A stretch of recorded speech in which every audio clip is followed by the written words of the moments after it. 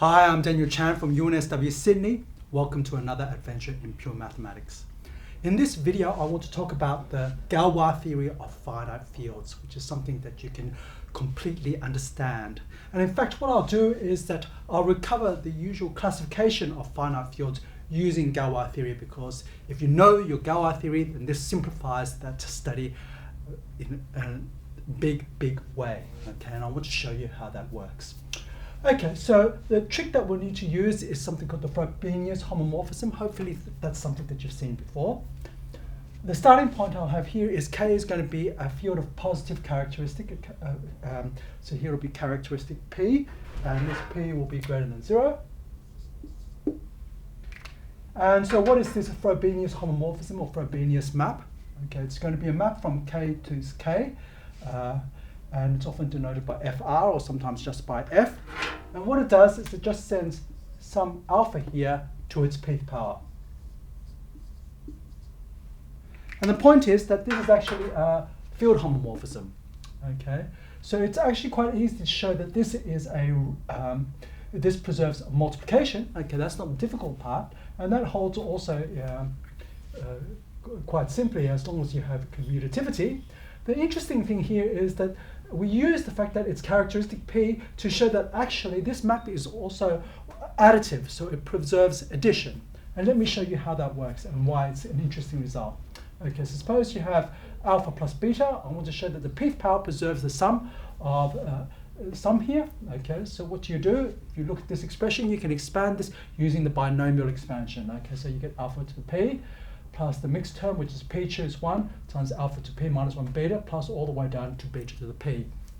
Of course, we want to show that this is alpha to the p plus beta to the p, and in general, if we don't have any restriction on the characteristic, this won't be true. But what's interesting here is that all these middle terms, they have binomial coefficients, which are of the form p choose something which is not 0 or p, and so they're divisible by p, and hence, in the field of characteristic 0, they're going to be 0. So what you get left is just alpha to the p plus beta to the p. And that's how you know that this also preserves sums, okay, and clearly it preserves 1, and also multiplication. So this is actually a ring homomorphism and hence a field homomorphism. Okay, so why is this going to be useful? Well, it turns out that we want to use this to actually give Galois automorphisms. So here's the little scholium that I want to have a look at. So suppose now that K is a finite field, okay, and let's suppose it's a finite field of characteristic P positive, okay. So one thing you should know is that if this is a finite field, of course you can look at the ring which is generated by 1, okay, so that's going to be a ring, and here that has to be a field, actually, a field of the form Z mod some prime, okay, and that's the characteristic. So this have characteristic, let's suppose the characteristic is this P here, let's suppose that K is this finite, or just the algebraic closure of Fp. Then this Frobenius map here is actually a field automorphism. Okay, so it'll be not just a homomorphism from K to K, it'll be an isomorphism from K to K. And it also fixes Fp.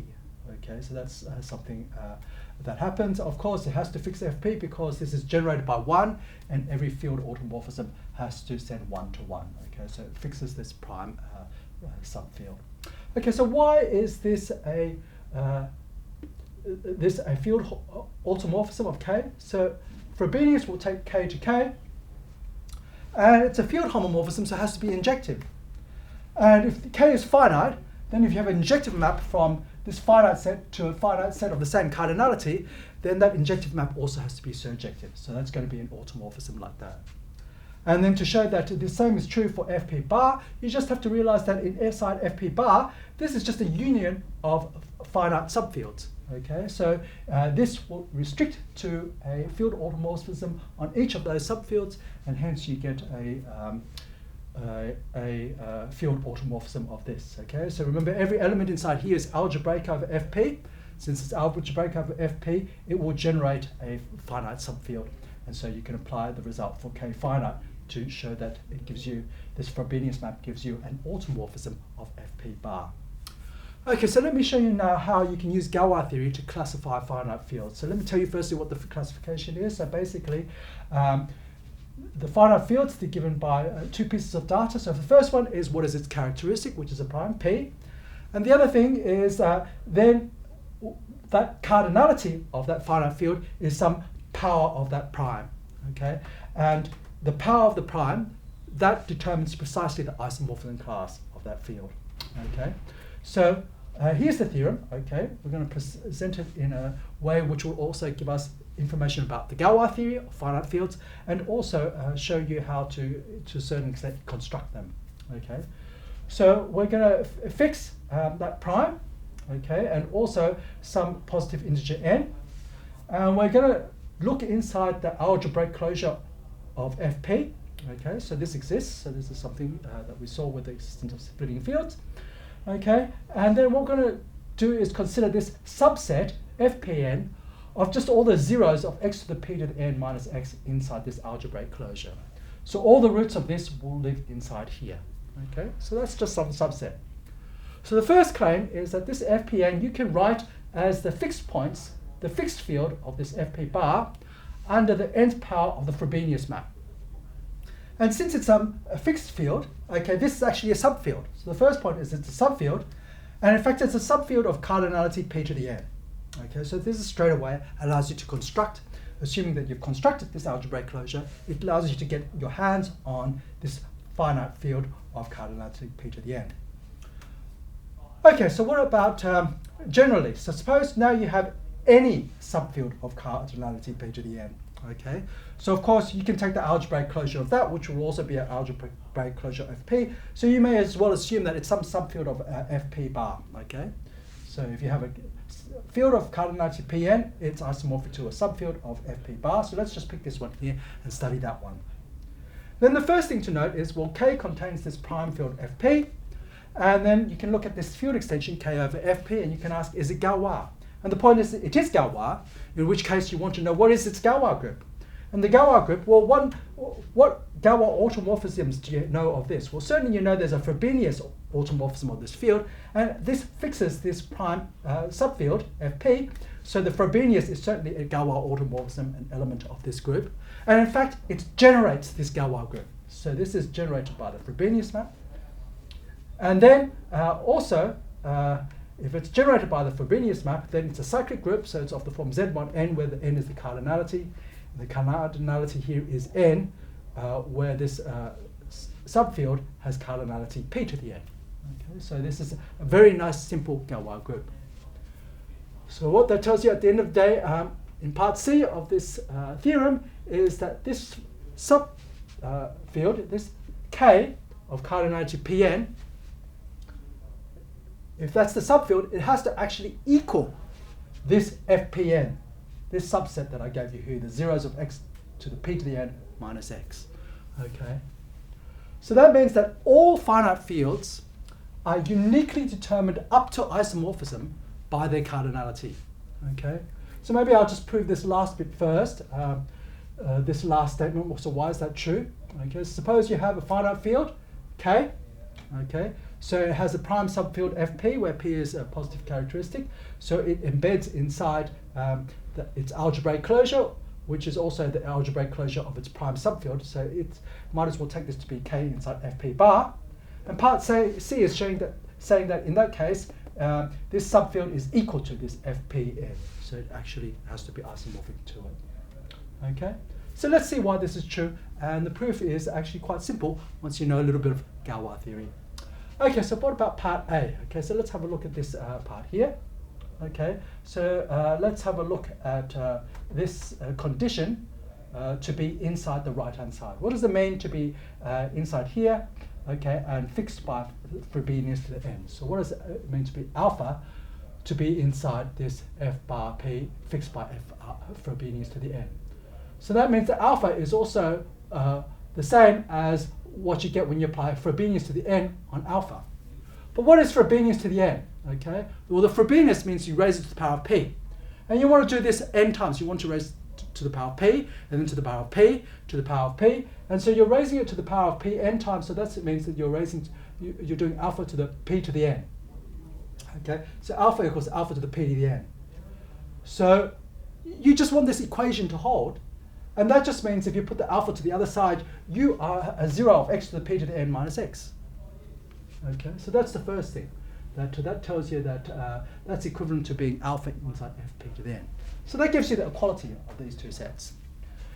The next thing, and that also tells you that since this is a field, okay, this is going to be a field, okay, a subfield in fact. And the last thing is, what about its cardinality? Okay, so how do you work out the cardinality? Well, this is the set of zeros of some polynomial. So you just look at the number of zeros that you have here. So what's the number of zeros of this? So that, of course, the upper limit is the degree of this, that's p to the n. But this is actually a separable polynomial, because if you differentiate this, of course, the p to the n, x to the p to the n minus 1, that's going to give you 0 actually in characteristic p, but the derivative of the minus x gives you a minus 1. Okay, so you can't have repeated roots because its derivative is minus 1 and that has no zeros. Okay, so there's no repeated zeros here. So you get p to the n distinct roots here.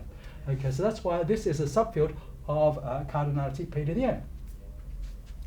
Okay, so now let's start with an arbitrary subfield of fp bar, which is finite. Okay, so hopefully you know that that means that it has to have some cardinality, some power of p. Okay, so the reason for that is because what it contains fp, this prime subfield, so the degree over this of this k over fp will be some n. Okay, and so that means that as a vector space, it's an n-dimensional vector space of fp, so it has p to the n elements. Okay, so I want to show now that this is Galois, and actually give you the Galois group. So let's just see why that's true. Okay, so to see why it's Galois is quite easy actually. We're going to use part A. In part A, we're going to put n equals 1. And that shows you that fp is equal to, so that's going to be a subfield of cardinality p. Okay, so it has to be the prime subfield. So that's the first thing that it tells you. The other thing is fp is what's fixed by the Frobenius. Okay, it's the fixed field of the Frobenius. So if you strict the Frobenius just to this k, okay, you strict the Frobenius, you'll have to get a smaller one, but it has to contain the prime subfield, so this equals fp. So you're in a situation where you have, this is the fixed field of some automorphism, okay? So that means that this is a Galois extension. K over fp is a Galois extension, because you have this k, this bottom group is the fixed field of this with respect to a finite group of automorphisms, and that's a finite group generated by this Frobenius.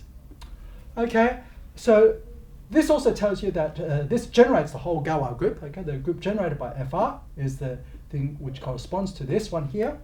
Okay, and then the only question is, well, what is this cyclic group isomorphic to? Okay, well, it has cardinality what? It has cardinality just the degree of this field extension, and that's n, and that's why this is z mod n. And so that gives you this second part, which tells you about the Galois theory of finite fields. Okay, so that's rather nice. And then the last thing that I want to show you is that k actually has to equal fpn. Okay, in this situation here.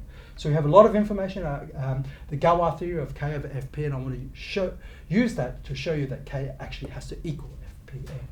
Okay, so why is that true? So firstly, let's have a look at the Frobenius on k. So we know that this generates the Galois group, and it's isomorphic to z to the n, which means the Frobenius to the power of n equals the identity on k. So that means that this Frobenius to the n fixes all of k, so k is contained inside the fixed field of Frobenius to the n inside here. And what is this? This is fpn.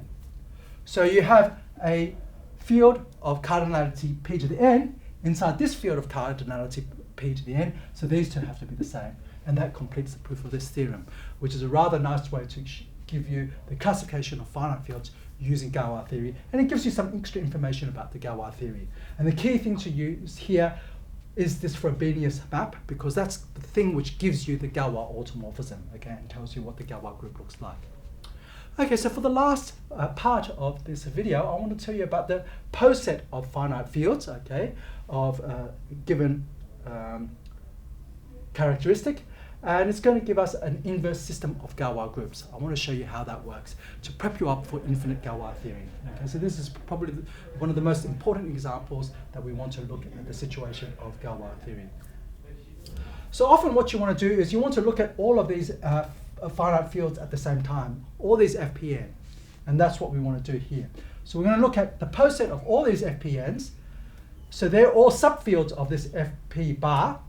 Okay. And remember in Galois theory, you look at the lattice of all of these, and that's the poset where the relation, the ordering, is given by inclusion. Okay. So this poset, it's basically indexed by the natural numbers, and you have this inclusion relation here.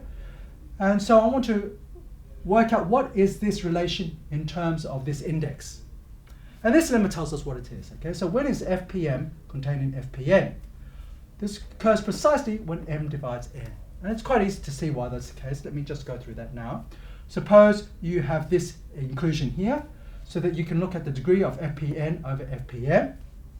That's going to be some d, which means that FPM is some d-dimensional vector space over FPM. So the number of elements that it has inside here is p to the md. So p to the md equals p to the n. And that tells you that n equals md. So n is a multiple of m. That gives you this divisibility relation. Conversely, suppose you have this divisibility relation holding. I want to show that this relation holds here. So how does that work? Suppose alpha is inside this left-hand side, so it's inside fp to the m. That means it's fixed by the mth power of the Frobenius. Okay, so I'm going to apply the mth power of the Frobenius alpha. Now suppose that n equals md. If n equals md, what's the nth power of the Frobenius acting on alpha? Well, what you can do is you can apply the nth power of the Frobenius d times to get you the nth power of the Frobenius. And each time you apply the nth power of the Frobenius to alpha, you just get back alpha. So you just stay at alpha when you apply the Frobenius n times. So this means that alpha here is fixed by the nth power of the Frobenius, so it's inside FPN. So if you're inside here, you're inside here. And that gives you the reverse inclusion. Okay, so that's rather nice. Okay, so what I want to do now is I want to look at all these, this poset. Okay, so you have this lattice, okay, all these fields. And now I want to basically apply the Galois correspondence to all of these finite fields, okay? And what do you get? So if you apply the Galois theory, so we'll work over Fp. So you've got groups like if m divides n, okay, you'll have things like the Galois group of Fpn over Fp, that's isomorph to z to the n, and the Galois group of Fpm over Fp. And remember, this is Fpm is a subfield of Fpn. So any automorphism that you can apply here, you can restrict it to this one here. Okay, this will send the subfield of p to the m elements to some subfield of p to the m elements, but there's only one of them by this result here. So that has to fix that there. Okay. So what does that do? Okay, so you can restrict the automorphism of Fpn here, automorphisms inside here, the Galois automorphisms, and that will restrict to an automorphism of Fpm. So for example, what happens is the generator of this will be the Frobenius. And what does the Frobenius map to here? Of course, it just restricts to the Frobenius, but on this, so you apply it to fewer elements, just the elements inside here. So the Frobenius goes to Frobenius. Goes to the Frobenius on Fpn, goes to the Frobenius on Fpn. But what is the Frobenius? That's the generator here, so that's 1 plus nz. And this will map to, of course, just the generator of the cyclic group here, 1 plus mz. And so if instead of looking at these Galois groups and the restrictions of the Galois automorphism, okay, so that actually will give you some inverse system of groups. So it's quite easy to see that when you restrict the Frobenius and you restrict again, okay, that's the composition of the restriction of Frobenius from the big one to the small one. So there's a transitivity of this restriction, and that shows you that you have this inverse system of Galois groups. And you also have an inverse system of these cyclic groups as well. And this is something that we've seen. So in fact, what we get is we get an inverse system of Galois groups, Gn. The Gn are just the Galois groups of Fpn over Fp, which is isomorph to Zn. And that induces an inverse system of the cyclic groups, and that inverse system is the one that gives you Z hat. Okay. So it will turn out that if you want to look at the Galois group of this infinite extension, Fp bar over Fp, you can. And basically you get it by looking at the limit of all these Galois groups of Fpn over Fp as the n gets bigger and bigger. Okay, and the limit that you get here is the z hat, and that's going to contain the information that you want, and that's the Galois theory that you want to use if you want to look to this algebraic closure of Fp. I hope you enjoyed this adventure in pure mathematics.